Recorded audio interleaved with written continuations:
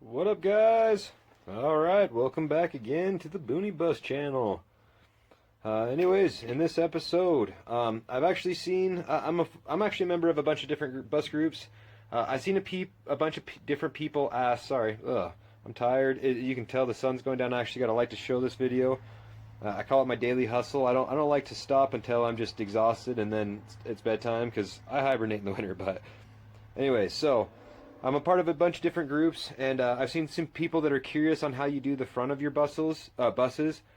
I was actually, when I first started mine, I tried to do some research, and not a lot of people show how they do the front of theirs, so I just thought I'd make a quick video, hopefully quick, to just show how I did the front of mine. I did it differently than this to start with. As you can see, these are two different parts, and I'm kind of glad I did it this way, just because if anything ever happens to the front, I can pull it up. It's a floating floor all the way through. It's insulated down underneath here.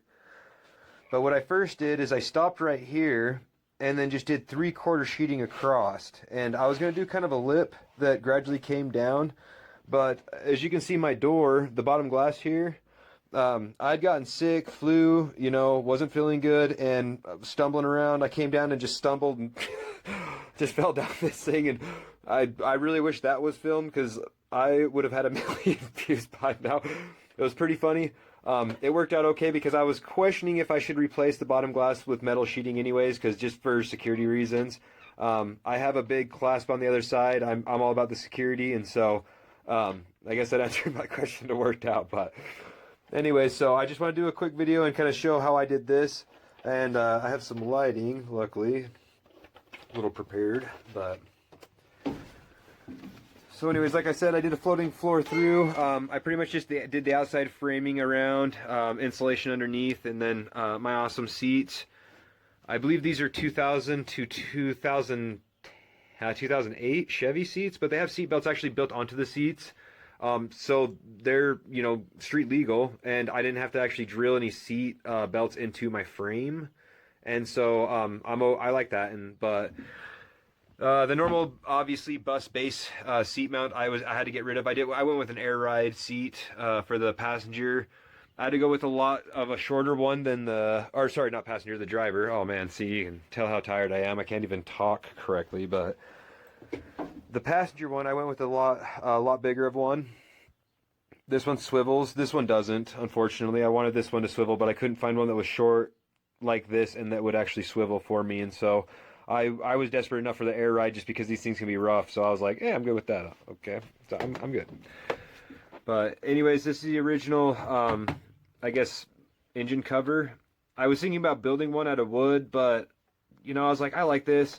I can mount some other security measures right here, a little pew-pew. And then this spot had a plate I'm just going to put down right here, and then it, bolt down. And so I'm pretty sure they had this plate just for access, so they could, get in there mechanic-wise and all that. But I will let you guys know, the downfall of doing it this way is the normal bus seat won't work. It was way too tall. My legs were pressing into the steering wheel, so I couldn't, turn the steering wheel. It was just uncomfortable. It wasn't going to work. The other downfall and negative thing to this is your switchboard will be way past the window, and of course I went with house windows on mine, and so that wouldn't work. I'm going to do actually a wood one in here. I wish I remembered his name, but there was someone I saw on Facebook who posted a picture of his that he did, and it was gorgeous. I wish I could give him credit, because it looked good. And so I think I might do mine a little differently than his, but I liked the concept. It was pretty cool. So the other downfall is the gas pedal. It actually hits against this wood floor. It's up too high, and so the gas pedal I'm going to get, I'll drop a link, is actually a Bigfoot surface mounted one. And so it's just a little different. Instead of actually being, mounted like this and coming down, it's mounted to the floor and presses down like this. And so that's pretty much, that. And man, this light's not the best, but as you can see, I just pretty much framed around this. Like, I just followed it. I can lift this up and out. I just need both hands to do it, which unfortunately I can't do that with. But yeah, see, it just pops up, comes up and out. So it actually worked out pretty awesome. So the only downfall is if I would have framed this in, I could have put like cup holders and stuff right here. But this spot right here had the heater, of course. I pulled that out. I'm just going to frame in a spot right here for shoes, stuff like that. And then over here, With me, actually, I kind of mutilated my panel, my switch panel. It had a heater underneath there, and that was for the defrost.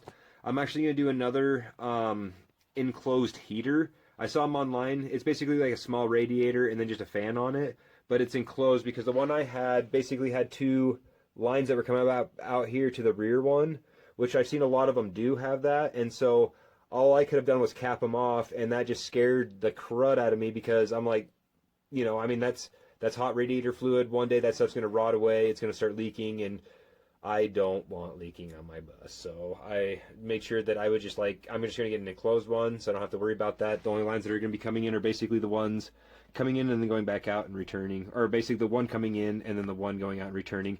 And then that way I'll still have my defrost. I'll be able to hook that back up and have that bad boy for myself. So,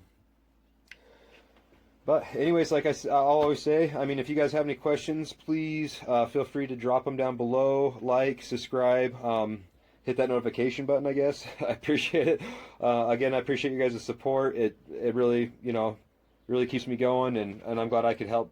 Hopefully I can help someone out there. So, but anyways, all right, you guys keep rocking it. Keep working on your projects. I know it can get frustrating and overwhelming, but man, you'll get there. And the feeling of accomplishment, it's just undescribable. So keep going, guys.